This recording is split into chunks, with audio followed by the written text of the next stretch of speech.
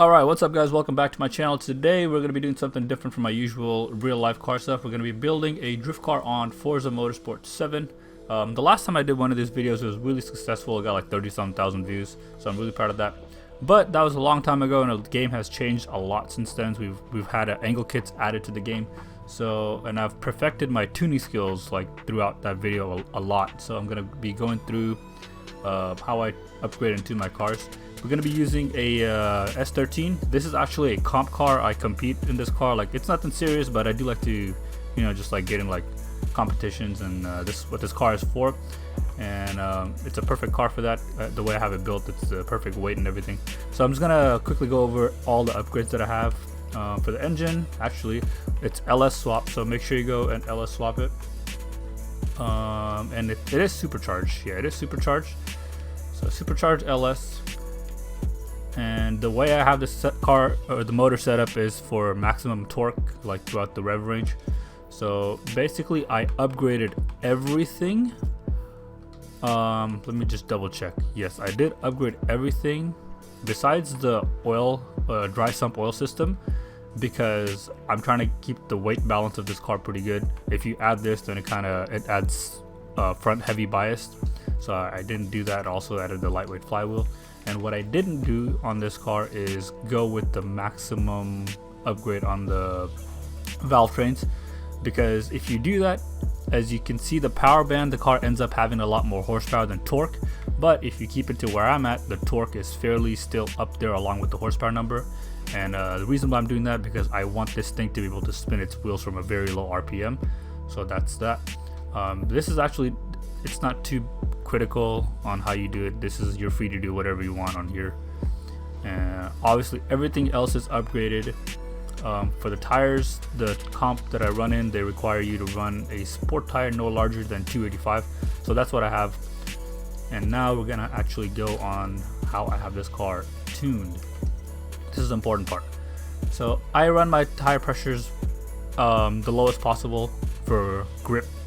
If you feel like your car is too grippy, or if you're catching up to people too fast in tandems, you can always kick this up. You can also balance how your car understeers or oversteers with this. Like if you want your car to, if you want to throw like really big backies, you're gonna want to have the front tire pressure a little bit higher than the rears.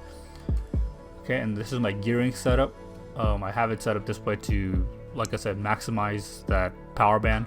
So my first gear is 2.89, second 2.04, third 1.53, fourth 1.28, fifth 1.10, sixth is a 0.97. So you guys can just pause it and look over this if you want and put it on your setup. I'm gonna run through this quickly because you guys can always just pause it. Alignment, this is pretty important. I have a degree of -1 degree of front camber, 0 degrees rear, and the toe is 0.4 degrees toe out, and the rear is 2.5 degrees toe in. So toe in the back helps with grip. Toe out in the front helps with responsiveness. But if you have too much toe out, like let's say like a little over a degree, you're gonna actually create front end drag, and that's gonna slow your car down. But the steering will feel really good. It'll feel really responsive.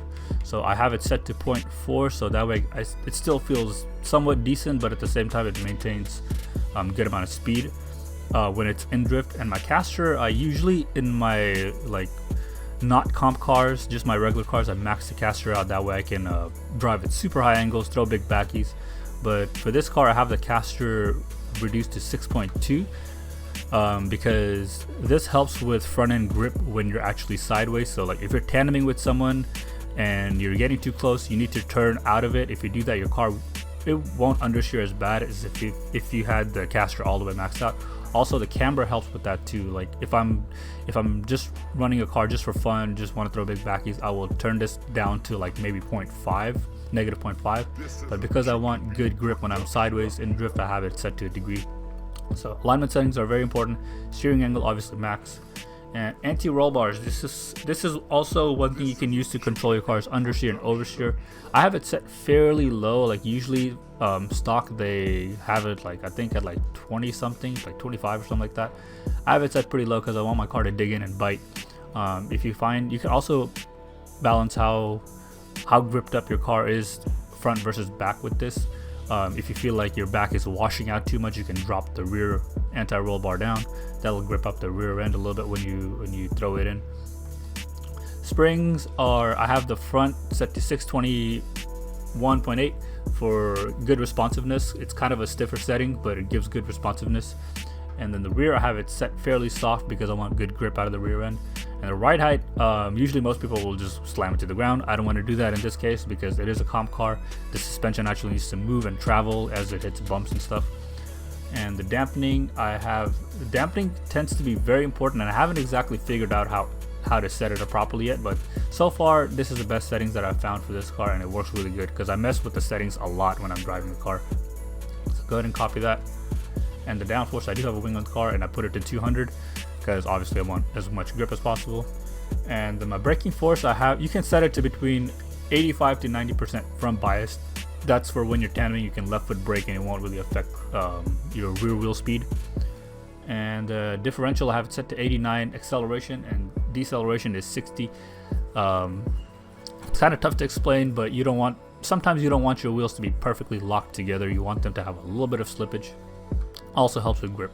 So yeah guys, that is it for the setup. I'm gonna try to get some tandem footage and throw it into the beginning or end of this video.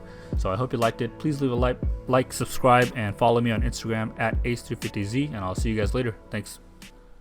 And before we jump into the tandem footage, I just want to quickly say that it's not my best tandems. I would rate it like about a 7 out of 10. I wasn't the smoothest, but I just had to quickly get all the footage. But it does show me running with a RTR Mustang on race tires, the biggest race tires that it comes with. And I can't confirm that because I talked to the guy that was driving the car. So, and my car is on a Sport 285, I think. So